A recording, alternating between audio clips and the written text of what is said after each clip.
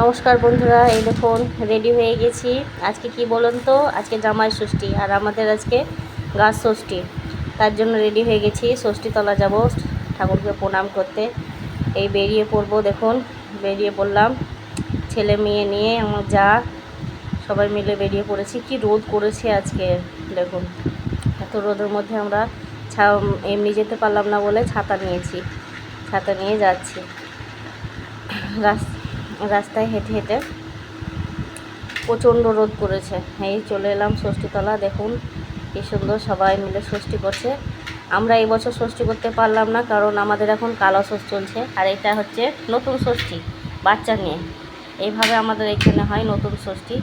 দেখুন আপনাদের কেমন হয় নতুন ষষ্ঠী আমাদেরকে কমেন্টে জানাবেন। এই ষষ্ঠীকে প্রণাম করব আমরা, তার জন্য এসেছি। এই দেখুন কি সুন্দর সবাই মিলে ষষ্ঠী করছে। ষষ্ঠী তলাটা এত সুন্দর ঠান্ডা। এরপরে হয়ে গেল ষষ্ঠী দিয়ে আমরা বাড়ি আসছি, বাড়ি ফিরছি আমরা। তো আমার যা বলছে একটু পেছন দিকে তাকাও, তাই আমি পেছন দিকে তাকালাম। আর আমার পুচকিটাকে দেখুন কি সুন্দর হেঁটে যাচ্ছে রোদের মধ্যে, কি অবস্থা দেখুন।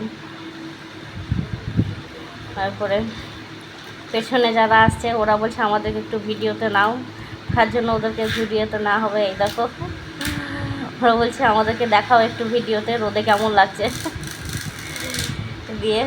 নমস্কার।